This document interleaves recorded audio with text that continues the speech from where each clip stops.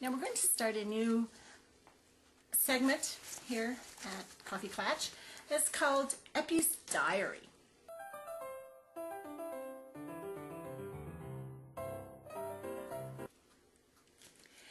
And have you ever noticed when you have like bad things happen? Bad things happen to good people. Yes, we know that. Yes. But the that's very true. This month I have had a busy month. On the very hottest day of the year, we had the air conditioner go out. I'm in here doing housework, and the dogs are in here, and I take them out for do their business and stuff. So you walk outside, and it's like, you know, and as soon as you walk back in, you know, you get this brief, like 2-3 seconds of cool, and then it's like, I'm dying. Well, this continued on the last time that I looked at the thermostat, because I was trying to turn it down, thinking, you know, and it was at 88 degrees. And I thought, this is not good. No.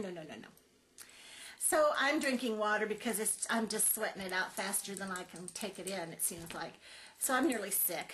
You know, I'm sweating like a pig. Yes, I know pigs don't sweat. But anyway. And the poor dogs are just suffering. So I took a bandana and wrung it, put some cold water on it, cool, tepid water, and wrung it out and tied it around their necks to try to keep them cool. And they seemed to appreciate it. They didn't try to get it off by any way, shape, or form. So anyway, so when my husband got home, I said, you know, what are you trying to do, kill the dogs and me both? Why? I said, well, did you turn down the air conditioner? No. I said, well, I've been trying to, you know, get it down to where it's cooler in here. It's 88 degrees last time I looked, and it's not getting no better. It's just too hot in here. So, well, we called it in. Well, by this time, all the stores are closed, and you're not going to get anybody to come out, you know, after hours anyway. So they came out the next day. Thank goodness somebody came out, and I guess this was, you know, and I'm thinking, oh, you know, this is going to be one of probably two things. Either we're going to need Freon in the air conditioning unit, or we are going to need a new air conditioner. So, so the guy comes out, and that was a whole other thing in itself, because our house is numbered weird, and it's like we were the last one numbered, and we were actually on the corner. And I think the reason that they numbered it the last one is because they weren't sure when they built the house whether it was going to face one way or the other way. Anyway, so he's kind of lost, and he's looking around, and it just so happened I stepped out the door, and I saw this truck in the driveway. Sure enough, it was him. So anyway, so he says, yeah, he says, I'm going to go out there. So I showed him where the unit was, and outside, and he walks around there, and he pretty much comes back in and says, well, it's typical that everybody's having the same problem. It's your condensers. And so he proceeded to work on that, and sure enough, he got it cooled down, and I was so very thankful, because I was afraid that I would have to spend another night, because I had spent the night before in the basement, because it was at least cooler until about 5 o'clock in the morning, when all the heat from the upper level had started going down the basement stairs and was starting to get hot in the basement. Yeah, so then at some point during that night, after he fixed the condensers and did whatever he had to do, the electricity went out. I don't know how long it went out, because I woke up at 3 o'clock in the morning, and the ceiling fan was stopped. The night light was off. So you're stumbling around in the dark. And I went out to the living room, and I sat in my recliner under the ceiling fan. And it wasn't much help, but eventually I dozed off, and about 5 o'clock or so, I don't know, because the reason I know it was 3 o'clock is because I always wake up at 3 o'clock. I don't know why. Anyway, so it was at some point. So anyway, so I got up, and there's no electricity, so at some point I'm assuming around 5 it came back on. So I really don't know how long it had been off, because I know it had to be off for a while for the ceiling fan to totally have stopped. So I don't know. But anyway, that came back because I was thinking, oh no, please don't tell me it's a blackout. Oh no, no, no, no, no, no. I'm going to die. Please don't let it be a blackout. So anyway, so it wasn't. It was okay. So I'm thinking they were monkeying around doing something.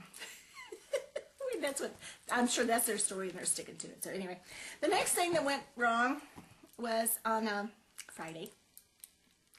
I kept noticing that the water pressure, every time I turned on the hot water to like do dishes and stuff, there was no hot water.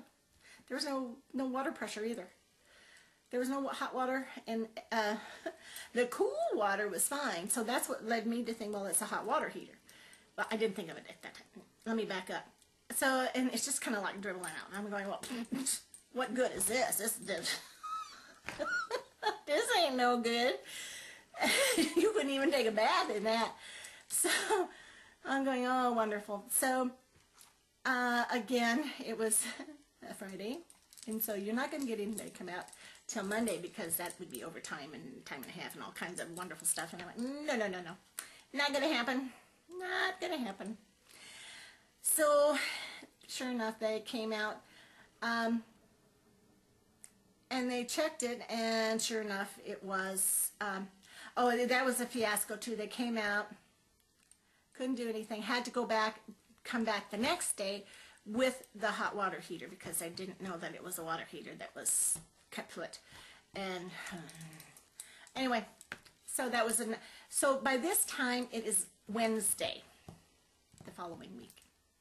So here it is, nearly a week, close enough for my book, without a shower, no hair washing, just nasty. And any kind of washing you're doing is, I mean, which means you can't really do dishes.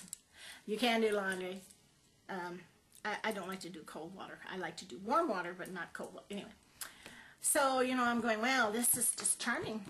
And so I had to reschedule a doctor's appointment, but at least they came out and got it in. And then he came up and he said, after he got it in, and he says, this was around 4 o'clock in the afternoon, 3:30, 4 o'clock. And he says, do you have any water pressure when you turned on the hot water? And so he came up and he checked it, and sure enough, no water pressure. He says, well, I think it's your water softener. Okay, he says, but I'm not a water softener guy, so you're...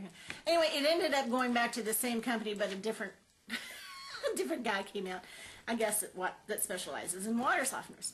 And so I'm thinking, okay, that's going to be another expense. Well, fortunately, he went down there and he looked at it, and he says, oh, it's just this little part, and it's preventing this thing from operating, and so that it's, yeah, anyway. So the guy, because the day before, the guy had taken it so that it bypassed the water softener, and at least we could have hot water. Although it was very hard. Our water's got a whole lot of minerals in it, and it's very mineral-y, if there is such a word. It's very hard. And so okay, so I was thinking, well, that's good. So he says, well, I don't have one on the truck, so I'm going to have to go back to the office. Well, I'm thinking, okay, I'll give him an hour. Yeah, that gives him plenty of time to go to the office and, you know, get the part and come back and put it in, you know. 2.5 hours later, he calls and says, I'm very sorry, I got tied up. Okay, what do you say? You know, I was wondering where you was. I was wondering what happened to you, because that was all he said. Yeah. So he came back, and about 20 minutes later, we had water pressure. Salt water and all that, or, you know, water softener and everything. So that was our 3 things, and I'm sure hoping that's done, because I'm tired.